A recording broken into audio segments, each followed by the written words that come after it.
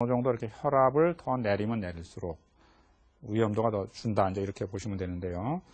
그러니까 예를 들면은 구태여 약을 많이 들지 않고도 내가 체중을 줄이고 음식을 싱겁게 들어서 약 한 5 정도만 줄여도 그 효과가 대단하다. 이런 게. 구태여 꼭 약을 들지 않아도 그 효과가 매우 클 수가 있는데요. 자, 그러면은 실제 이제 고혈압을 어떻게 우리가 치료할 거냐? 혈압. 치료의 방법이 되겠는데요. 그래서 혈압 치료는 우선 보시면은 이게 뭡니까? 약이죠. 이런 약물 치료와 함께 여러 가지 뭡니까? 본인이 하는 생활 개선, 생활 습관 개선이죠. 그걸 같이 하셔야 돼요. 그러니까는 누구나 다 일단 고혈압이다 또는 고혈압 전 단계다 그러면은 뭐를 하라는 얘기입니까? 생활 습관 개선을 하는 노력을 본인이 열심히 하셔야 된다는 얘기입니다. 열심히 하셔야 되고 그 다음에 필요하면 약을 쓰자. 약을 써서 목표 혈압까지 혈압을 잘 내리셔야 돼요. 목표 혈압. 자, 그래서 이 목표 혈압이라는 거를 한번 여기 보시면은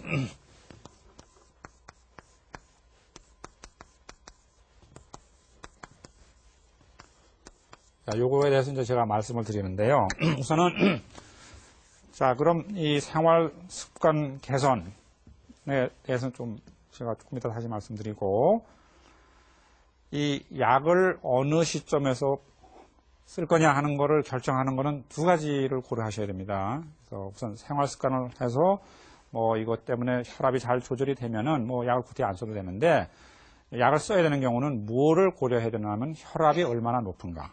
그렇죠? 얼마나 혈압이 높은가. 그 다음에 또 고려해야 되는 것이 이분이 혈압 이외에 다른 위험 인자들이 어떤 것들이 있는가. 어떤 다른 동반 질환이 있는가를 잘 고려해야 돼요. 그래서 이런 거를 총체적인 위험 지수다 그럽니다. 총체적 위험 지수. 그래서 고혈압이 하는 일은 결국 뭡니까? 이 동맥경화를 일으키고 뇌출혈을 일으키기 때문에 이 동맥경화를 잘 일으키는 또 다른 병이 많거든요. 이게 뭐들이 있나요? 동맥경화를 잘 일으키게 하는. 그래서 심근경색, 협심증 이런 것이 잘 오게 되는 그런 또 다른 위험 인자가 뭐가 있을까요? 혈압 말고. 그렇죠. 당뇨. 그래서 질환으로 따지면 이제 당뇨가 있고요. 그 외에는 우선 담배 피는 겁니다. 담배, 그죠?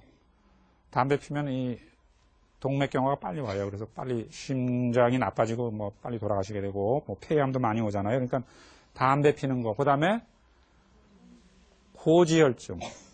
고지혈증이에요. 그다음에 운동 안 하시는 거. 비만. 특히 복부면 뱃살이 많이 찌는 거. 또 이 부모가 일찍 이런 심장병으로 돌아가시는 그런 가족력.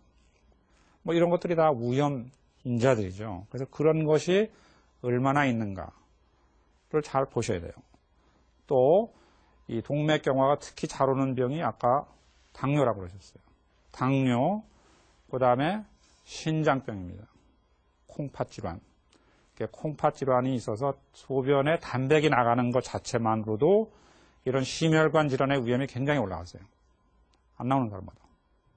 그러니까 단백이 많이 나올수록 심장혈관 질환의 위험이 올라가고요. 또 신장 기능이 정상보다 떨어지면 떨어져 갈수록 심혈관 질환의 위험이 많고 사망을 많이 하세요. 그래서 이 당뇨병 못지않게 이 심혈관 질환의 위험 질환으로 꼽는 게 콩팥 질환이에요. 콩팥 기능이 떨어지는 거. 조금만 떨어져도 그렇게 된다는 얘기입니다. 또 소변에 단백이 나오는 분들. 그런 것들을 잘 보셔야 된다는 얘기입니다.